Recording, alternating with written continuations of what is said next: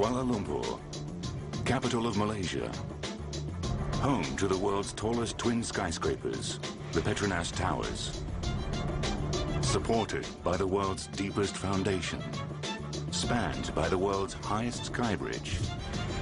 Over $1 billion worth of concrete, steel and glass went into their epic construction that took almost 8 years. The Petronas Towers are not only marvels of engineering, they're uniquely Malaysian icons for the 21st century.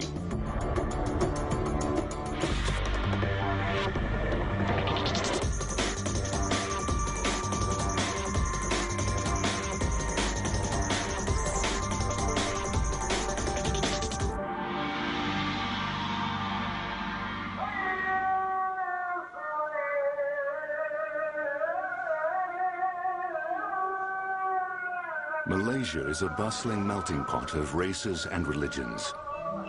25 million Malays, Indians, Chinese, and other ethnicities live side by side in a predominantly Islamic society. Economic development between the 1980s and 90s has also put the country on the fast track to becoming one of Southeast Asia's tiger economies. One major beneficiary of this prosperous time is Malaysia's capital city, Kuala Lumpur, the heart of the country's industry and commerce. During this period, the physical landscape of the city transformed. Numerous construction projects emerged, making Kuala Lumpur one of the most built-up capitals in the region. One of my abiding memories of Kuala Lumpur in the 1990s was just the number of cranes on the skyline. I've never seen a city, I think, with so much construction going on. But despite the construction boom, the cityscape still didn't have a focal point, a single identifiable landmark that the world would come to know. Cities, city authorities, politicians everywhere are seeking to put their cities, put their nations on world maps. But it seems to me that perhaps there was a recognition in the 1990s that many people around the world didn't have a clear sense of where Malaysia was.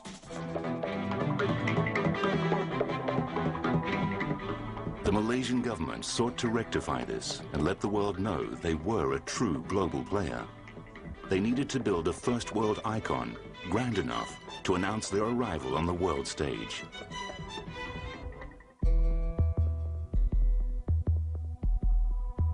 Taking cues from iconic skyscrapers in the West, the Malaysians decided they would also build a one-of-a-kind skyscraper. Or in this case, two of a kind. They named them the Petronas Towers. The firms were all told that this would be the headquarters of the national oil company, Petronas. This building is in Kuala Lumpur. It has to reflect the heritage of this country. It had to reflect the cultures. But very importantly, we said we wanted this building to look beautiful, to show progress. Alida Arif was one of the key administrators in charge of planning the towers. And, like many of her colleagues at the time, she saw the symbolic value in a skyscraper. It was very important of us for the symbolic reasons to show progress, to show aspirations of the country, that's aspirations for Malaysia to become an industrialized country.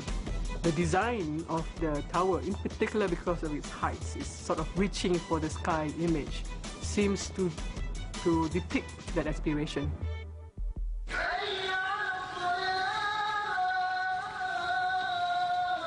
The Petronas Towers were supposed to stand out as an ultra-modern icon, but they still had to retain their Malaysian identity and incorporate many of the nation's most identifiable cultural motifs into their design.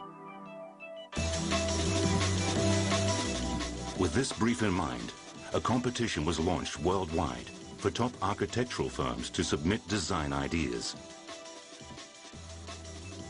The winning entry eventually comes from Cesar Pelli, the world-renowned Argentinian architect. I thought that the request that we connect the building with Malaysia was a very good request. And we explored quite thoroughly Malaysian traditions, Malaysian buildings, Malaysian crafts to capture the essence of what Malaysian means in a building. quickly took his inspiration from what he saw all around Kuala Lumpur. He reinterpreted the symmetrical patterns of classic Islamic architecture and integrated them into the design of the ultra-modern Twin Towers. As a result, bridging the gap between technology and tradition. A concept he used to further emphasize the tower's presence as a gateway. In the brief, we were requested to build 2 towers to form a gateway. Most of the other competitors did towers of varying sizes.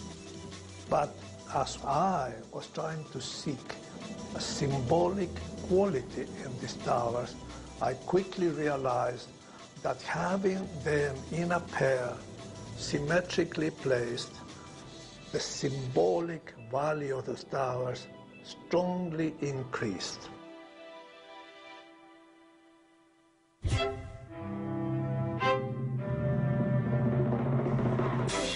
With design decided upon, the engineering team was given a deadline of only 3 years to complete the construction of the Petronas towers. It was an ambitious timeline, and to achieve it, they'd have to build the towers faster than any skyscraper construction anywhere in the world. Even more challenging, the Malaysian builders had no prior experience constructing a super skyscraper.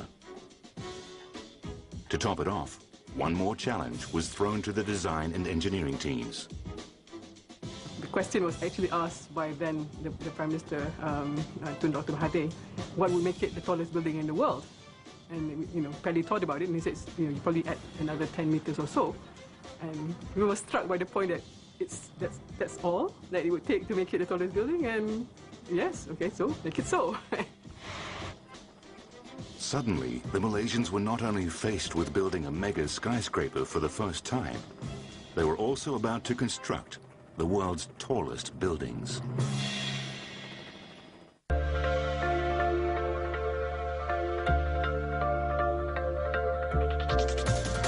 Today, Malaysia's capital, Kuala Lumpur, is identified by an iconic landmark, the Petronas Towers.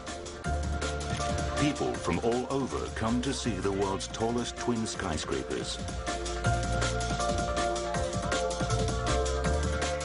But as much as the Petronas Towers stand out internationally, they're also able to blend into their Malaysian surroundings. This is the result of a strict brief given to Argentinian architect Cesar Pelli. Pelli's design adapts the geometric shapes of Islamic architecture found all around Kuala Lumpur and reinterprets classical Islamic patterns. That decorative elements of the towers, floor patterns, wall patterns, that incorporated not only Islamic traditions of the design, but many specifically Malaysian crafts and decorative elements. Those are now transformed into contemporary visions of what is a very old tradition. Even the shape of the building has its roots in Islamic design. 2 interlocking squares form the 8-pointed star shape of the tower's floor plate, an important motif in Islamic art that symbolizes unity and strength. This interlocking of the squares have played very importantly in the formed floor plate of the tower. Now it's based on a simple geometric form of a square, okay, and interlocked with a second square, and this forms the basic geometric form of Islamic geometry. But the floor plate design has a fundamental problem. Its interlocking squares limit the usable floor space in the building.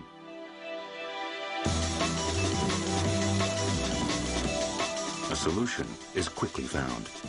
We slowly changed it by adding 8 semicircular lobes into a 16th lobed star.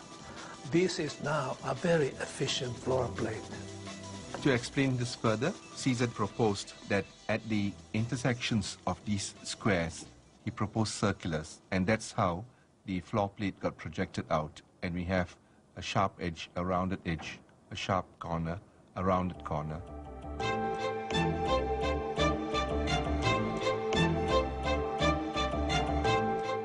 The The major design issues may have been resolved, but the bigger challenge remained. How do you build the tallest skyscrapers in the world?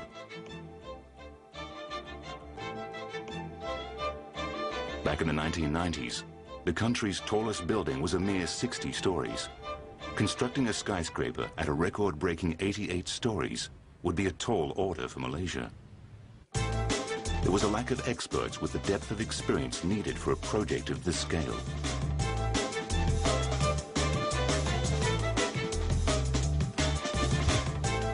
A multinational team was quickly assembled, the likes of which had never been seen in Malaysia before. This was very much a multinational effort. We had the English, we had the Scots, we had the Americans, we had the Canadians, we had the Japanese, we had the Koreans, we had the Chinese. You know, almost every single country was represented in one form or another. So it wasn't just a local effort.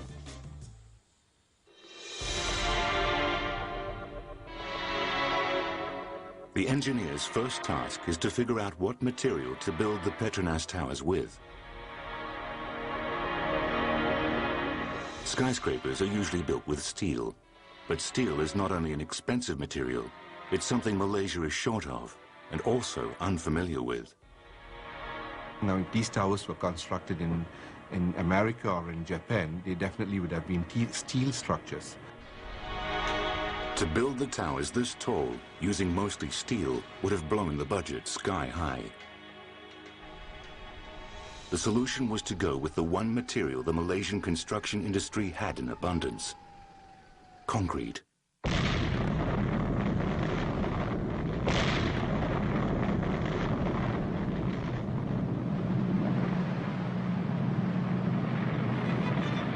Chris Landry is a concrete supplier who knows very well what the challenges are with using this material. The Twin Towers took approximately 180,000 metres of concrete. That's a fair volume of concrete in any structure. Every metre of concrete uses approximately 2 tonne of material, and we were pouring 24 hours a day, so you can just imagine the volume of material that was going through the actual site. Concrete, the world's most common construction material.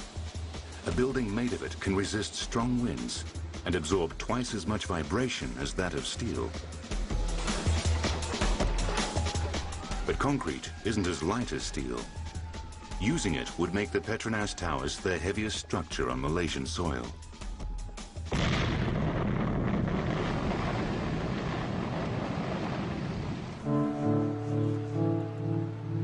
The combined weight of the towers reaches a staggering 600,000 metric tons, the equivalent of almost 4,000 jumbo jets. Needless to say, their tremendous weight also meant tremendous pressure on the ground beneath. We are talking about loads, mega loads. Here we have each tower's loads which are close to about 300,000 metric tons. So under such loads, with such mega building, we would need a huge and a large foundation to carry this building. To cope with the crushing pressure generated by the weight of the tallest towers in the world, engineers realized they'd have to plan and build the world's deepest foundation.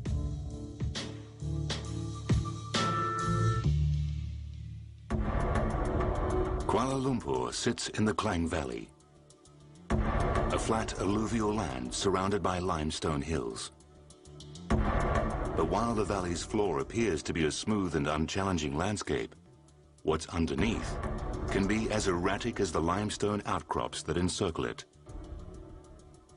Building the world's deepest foundation on such unpredictable ground would be easier said than done.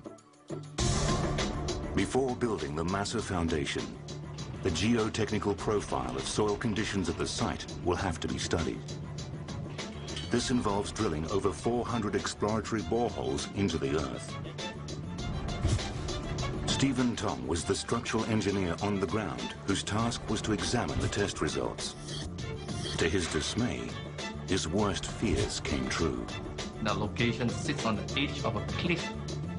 Being a tower of this height, you know that the stresses underneath the soil are tremendous, and sitting on a cliff means that it causes tilt on the tower.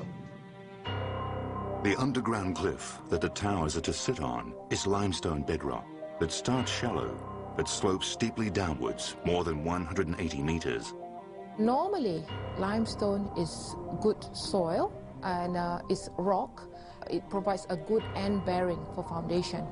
But in this case, the limestones have cavities in it, and that poses a soil problem. Over time, the problematic limestone bedrock can result in unevenness and cause the towers to tilt dangerously. The engineers broaden their investigation around the site. They discover stable terrain 60 meters away from the original location. By moving the site to the new location, the towers avoid problematic bedrock and anchor firmly on stable soil. A massive concrete raft will now be constructed and laid across steel pilings drilled some 125 meters into the ground. The foundation system of these buildings is actually a combination of pile raft foundation. Piling meaning deep columns penetrating into the soil, and the raft capping all these columns.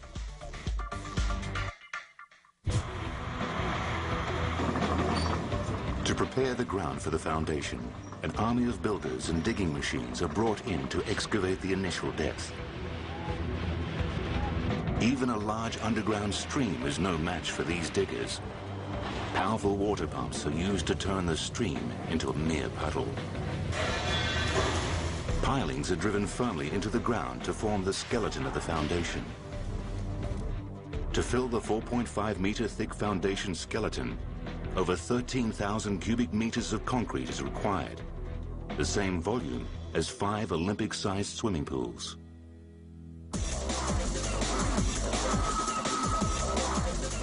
The quick-drying nature of concrete meant that any delay could ruin the entire pour. So the team sets a punishing pace, pouring an average of 1 truckload of concrete every single minute. The pouring goes like clockwork from day to night. Not even a strong tropical storm can stop the men from continuing their work.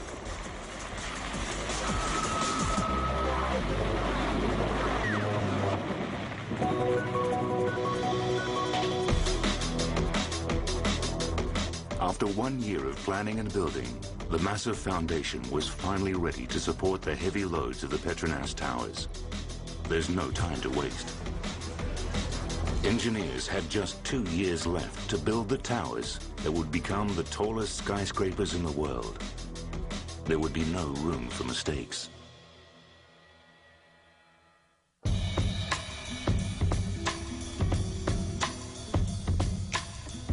Among the most distinctive features of the Petronas towers are the pinnacles.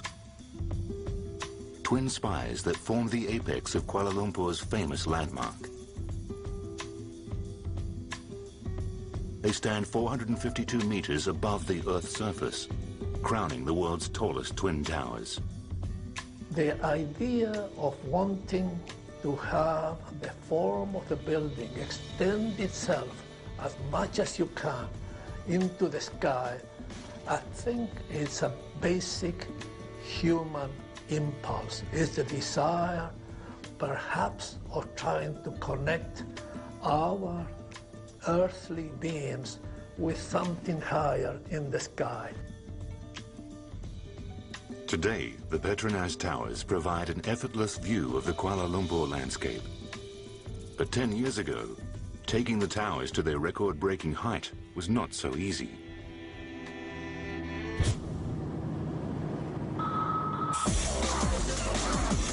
During the construction of the towers, building each floor of the 88-story skyscraper was back-breaking work with no margin for error. As the Petronas towers began to take shape, engineers had to maintain the tower's verticality. This means keeping the building straight as it climbs to the top. A deviation of even millimeters can cause the skyscraper to lean. Building crews were also in the race against time. They had only 2 years to complete the construction of both towers. To meet this tight deadline, planning managers realized they had to build one floor of the Petronas towers every 4 days. We were looking at a 4-day cycle per floor, and that is very, very fast. Even today, that is still amongst the highest rate of construction in any of the tall buildings anywhere around the world.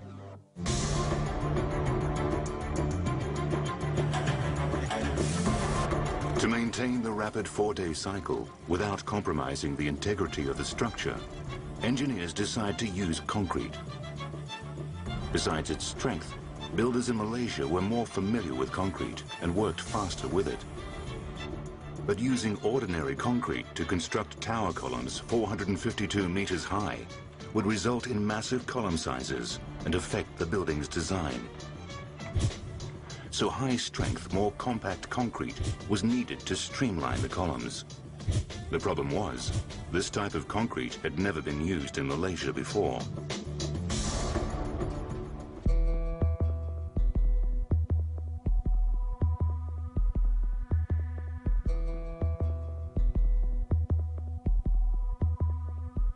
Engineers brought in high-strength concrete experts, like Simon Jeffrey, to push the concrete mix to unprecedented strength levels. Here's our compression machine. This machine can compress up to 3,000 kilonewtons.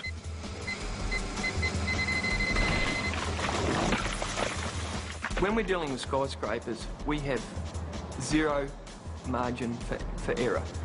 How we guard against it, our primary guard is we over-design our mix.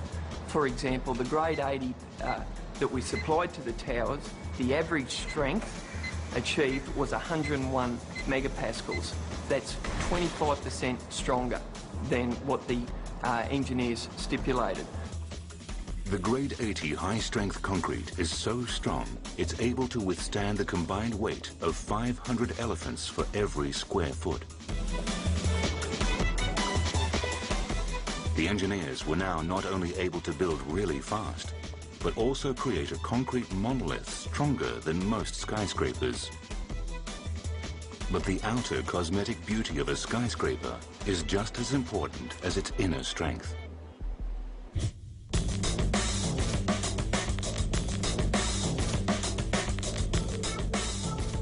Besides trying to build the tallest skyscrapers in the world, the Malaysians wanted to build one of the most beautiful buildings in the world.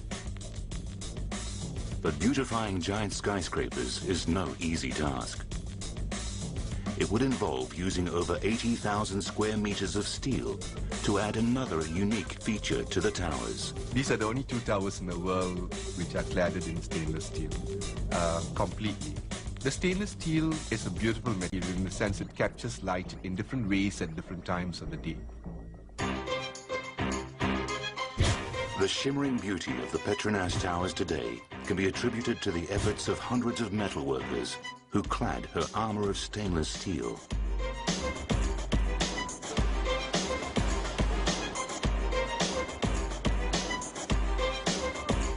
In order to match the 4-day per floor cycle of tower building, they had to devise a special process that involved prefabricating a unique wall panel system.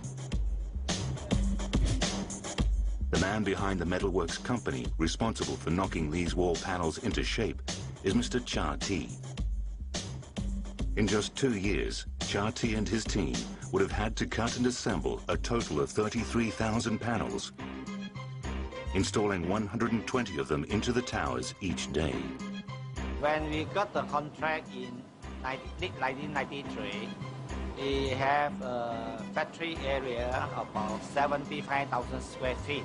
This is our commitment to the client to expand our factory, to double it, so that we can cater all the manufacturing and assembling activities in one area.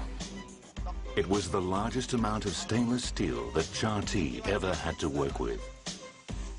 He quickly realized that to cut the panels accurately in the given amount of time, he would need reinforcements.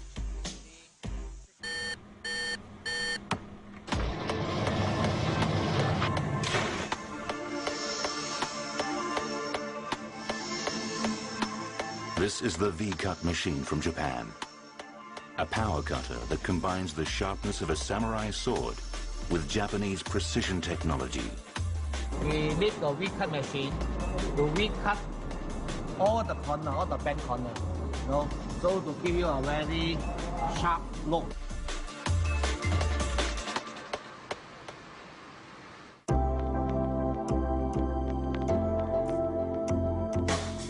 The steel claddings may owe their clean curves to the latest in Japanese technology, but the idea behind them stems from a more artistic source.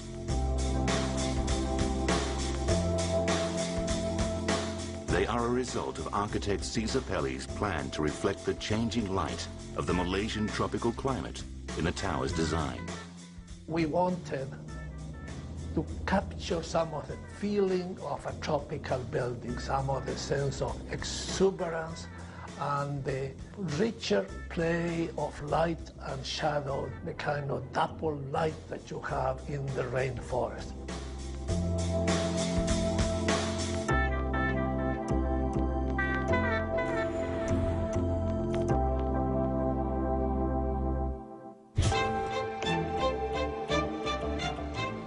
Even though the steel cladding and tower construction are running smoothly, engineers still face the challenge of ensuring the building remains as straight as an arrow while going up. The alignment of the buildings is checked every day to ensure it doesn't sway from the direction of its upward climb. Everything seems to go smoothly, but as the towers reach the 40th floor, the engineers are struck with their worst nightmare.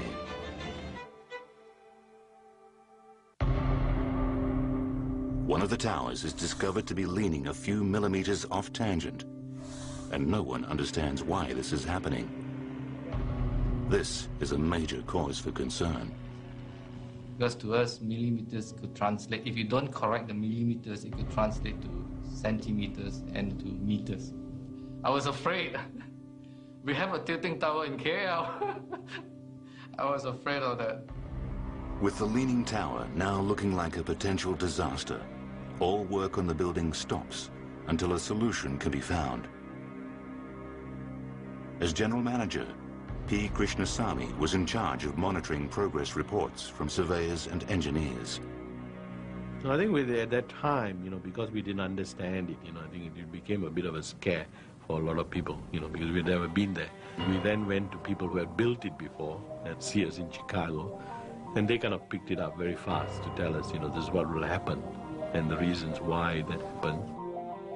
The solution the Malaysians discovered was to generate a stronger opposing lean to cancel out the current leaning problem.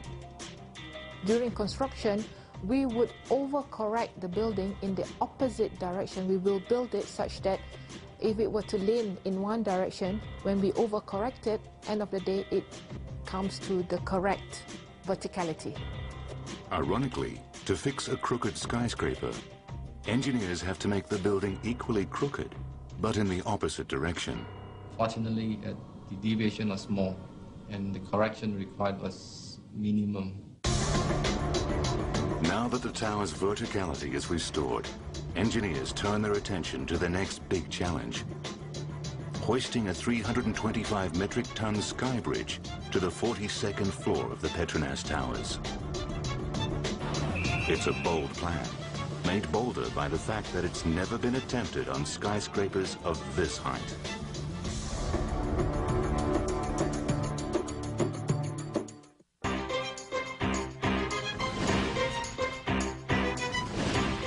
Standing 170 meters above street level and spanning the Petronas towers is the highest sky bridge in the world.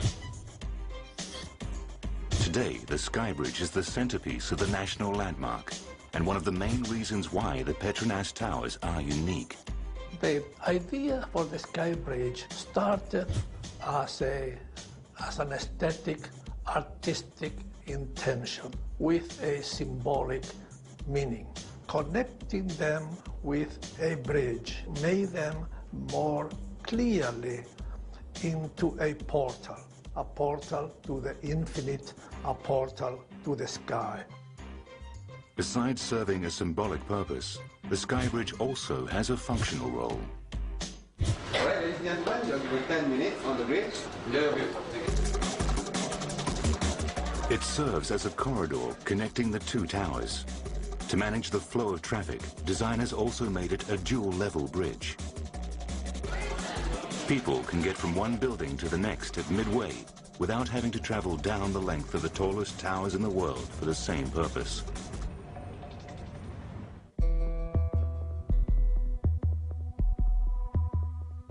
Though the Sky Bridge brings with it form and functionality, incorporating it into the Petronas towers did not come easy. Even at the design phase, the bridge proved to be a major challenge. The Sky Bridge design went through a number of stages of redesign. It, I think, went through 5 different stages of design.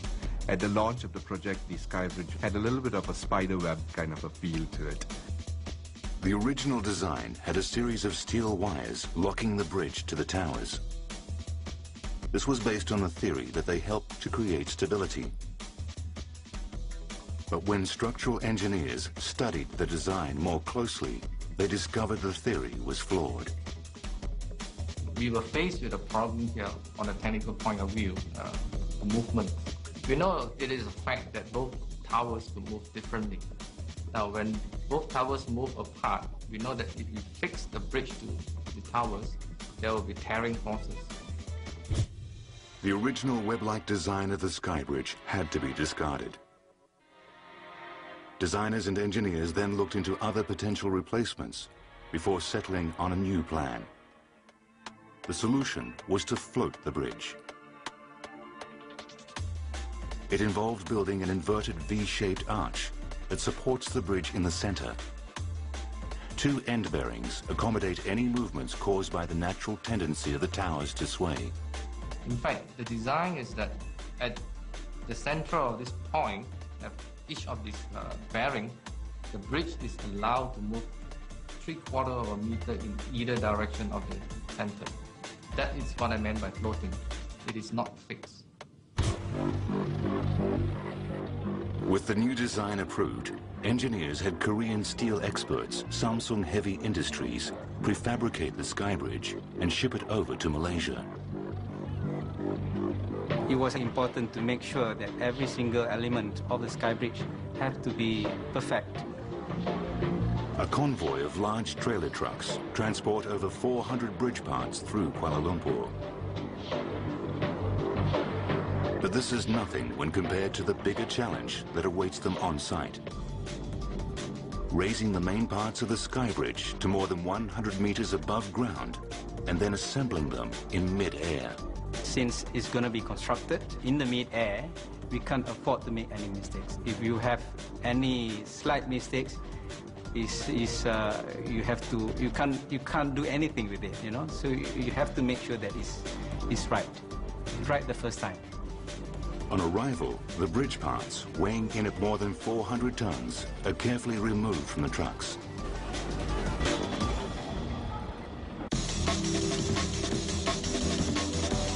The Sky Bridge is reassembled into 5 sections, comprising the 2 40-meter-long legs, the 2 ends of the bridge, and its midsection.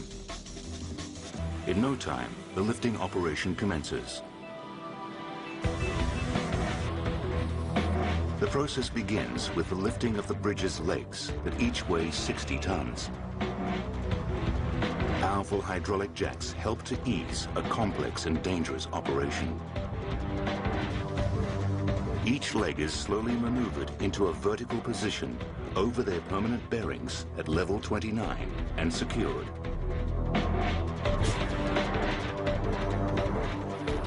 With this part of the process completed, lifting crews turn their attention to the bigger challenge of the operation.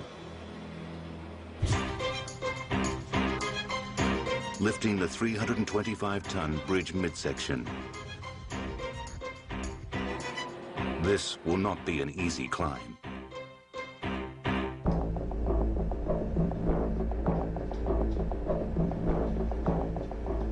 The lifting operation begins.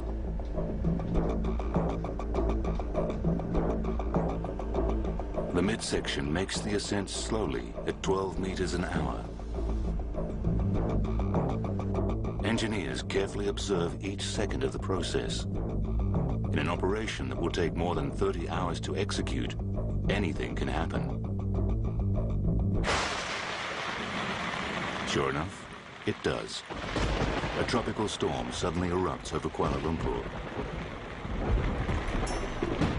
But there was no way the engineers could stop the bridge midway through its ascent.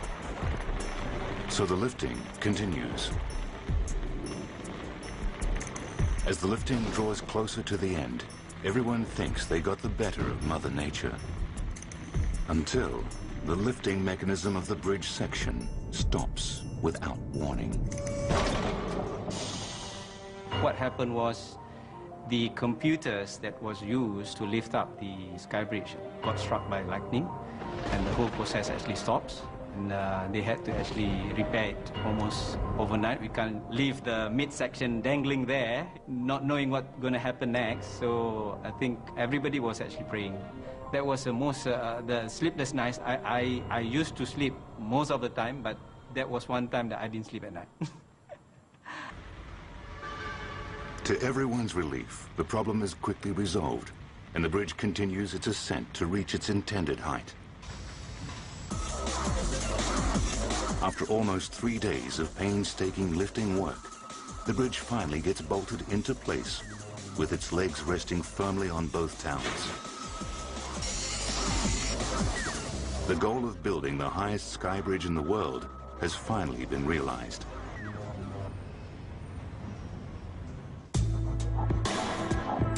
With the sky bridge now in place, engineers turn their attention to another defining feature of the towers, the pinnacles. It's hard to believe that these elegant structures, so comfortably perched on the top of the tallest twin towers in the world, were never in the original plan of the buildings. In the original submission by Pelly, the roof or the top of the building was a flat roof. So it seemed abrupt. To the owners, it seemed an abrupt ending, or rather an abrupt crown to the building. It seems incomplete. So Mr. Pelly was asked to come back with several options.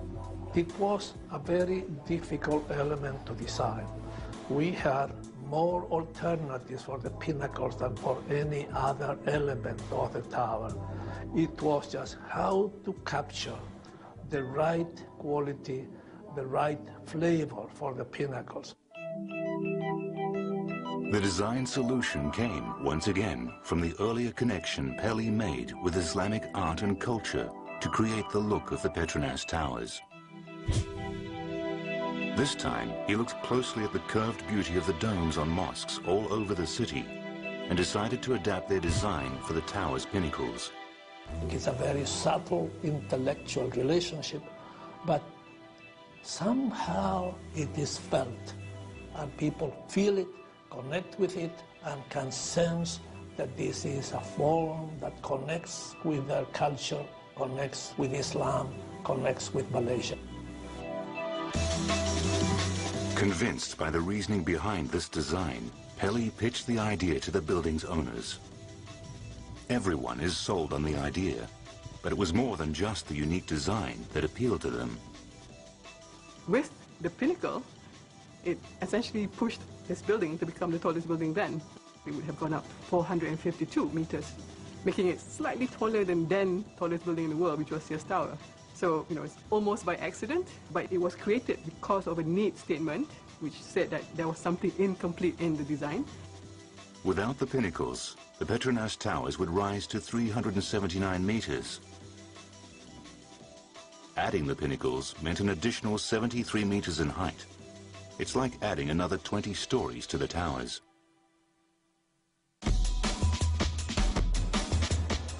After Pelly's design was approved, the prefabricated parts of the pinnacles arrived from Japan.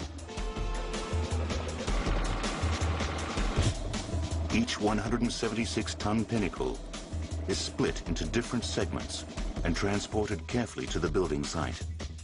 Erecting the steel mast of the pinnacle was a master stroke during an installation that took 3 full days.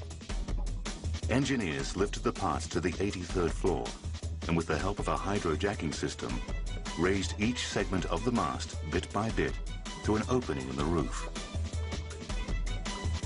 We did it like a Lego set, you know, you put the pinnacle there and then the next bit and the next bit and the next bit, and then we hydraulically jacked it out. I mean, that was my favorite part, you know, of getting it to that and becoming the tallest. And we did that about 3 a.m. in the morning. Though the method of constructing the pinnacles was hidden from view, the results can now be seen in their full glory for miles around. For designer Cesar Pelli, raising the pinnacles represented not just the inventiveness of engineering, but is also symbolic of the aspiration of mankind. They carry your eye to the top, and it allows you for your eye to continue to the sky, to heaven.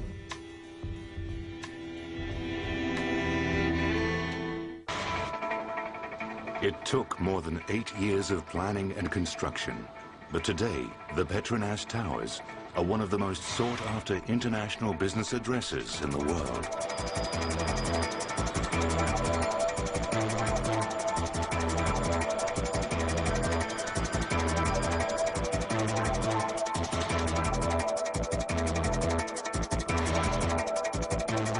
They have become the national icon of Malaysia and have established a true sense of a city centre for Kuala Lumpur that did not previously exist. But this national icon is far from an idle monument. As the thriving hub of the city centre, the Petronas Towers have over 10,000 occupants from all over the world, demanding the highest standards of safety and comfort. From day one, Abdul Hadi has been the man overseeing the building operations of the towers. The biggest challenge here is the safety of our 10,000 people within this building. If any new buildings with the new equipment, new installation, you don't know exactly how the system is going to behave. You have to run it to make sure that they work as per design.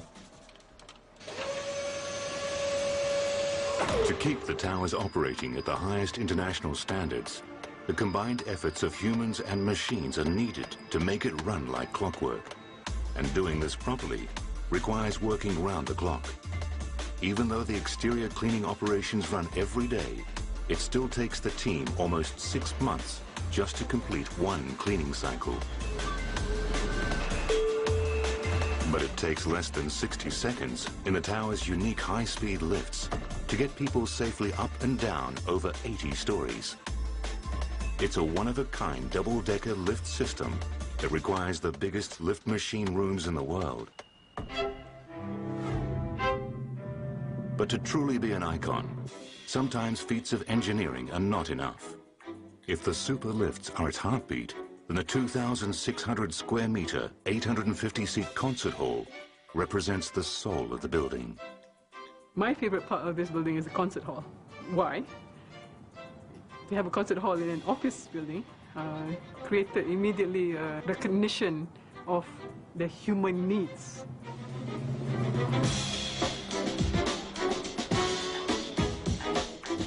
The developers recognized the need for life around the towers early on. Finishing touches, like a 40-acre public park, would forever ensure the tower's special place in the city. The building in itself is special, but the additions, which were not tangibly really part of the towers, but created the space, I think, made it extra special.